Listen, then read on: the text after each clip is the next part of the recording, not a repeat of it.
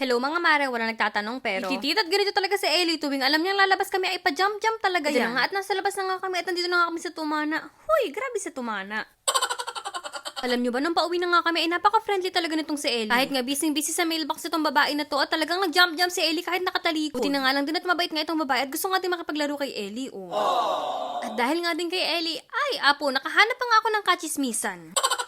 Alam niyo ba, ang isa pang nakakatuwa ay pag-uwi nga namin ng bahay, ay may pa-surprise na naman nga ang aming mabait na kapitbahay. Ang mga ito nga daw ay para nga daw sa tortculets at para kay Ellie. At syempre yung tinapay ay sa amin na nga daw. Si Ellie nga talaga ay paborito na nga niyang magala at kita niyo nga, oh, ayaw nga pumasok ng bahay.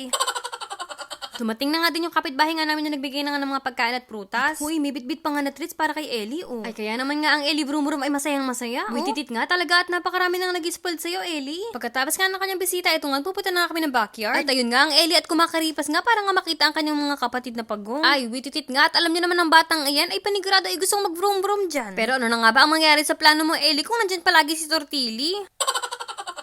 Ay, ganun pa din talaga ang sistema nga, mare ko. Kung nasaan talaga si Ellie, ay doon din pupunta si Tortilli. Kaya nga nakuha na nga lang pumasok na nga ng loob ng payamansyon itong si Ellie. At Bogs, vroom nga daw saglit.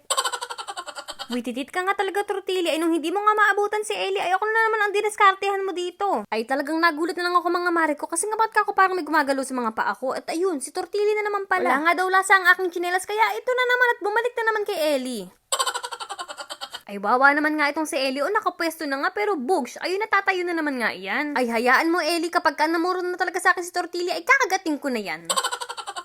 Kaya ito nga, at ginawa ko na nga lang natin busy ang tortculets.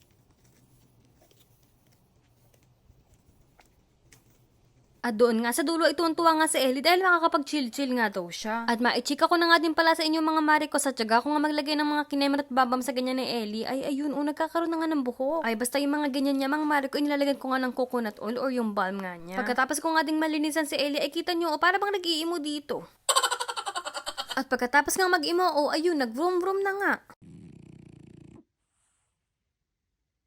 At nung hapon nga mga mare ko ay nag-walking pa nga din kami dito sa aming neighborhood. At pamaya-maya nga ay dumating na nga ang aming bisita. Ito nga yung inaanak kong si Alex kay Mama Shi. Ay medyo natakot pa nga itong si Alex pero itong si Ellie ay gusto talaga makipaglaro ka agad kay Alex. At dahil hindi nga siya pinansin ni Alex, dito na nga lang daw siya kay Mama Shi. Ay kita nyo ang batang si Ellie, masayang masaya nga. Ay nakakatuwa nga at may regalo pa nga sila kay Ellie. Ay ito nga at binilan pa nga daw nila ng bola. Kaya naman itong si Ellie ay apuratin ko nga kay Mama Shi. Sa videong ito, pasensya na nga kayo kung makikita nyo na nga ang bahay ko ay makala dahil nga nagpapak nga ako ng balikbayan boxes. Wititit nga, nandito na nga pala ang papabos nga ni Ellie. Kaya nga ito at binabati nga kahit niya. Sino nga daw ang kalaro niya, basta nga daw nandiyan nga ang kanyang papabos, ay hinto nga daw muna.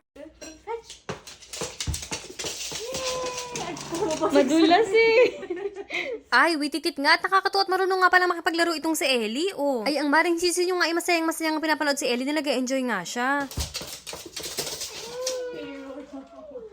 Good job, Ellie!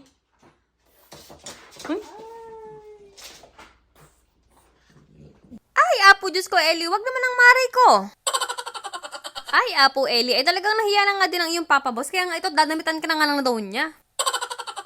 Kaya ayan nga, at pinapakalma nga si Ellie ng kanyang papabos. Binigyan nga din pala ako ni Mama Shi ng ginawa nga niyang leche flan, kaya nga ito, arat mga mari ko, mangantayon. Yan lang muna for today's vlog, mga mari ko. Thank you for watching and see you guys on our next one.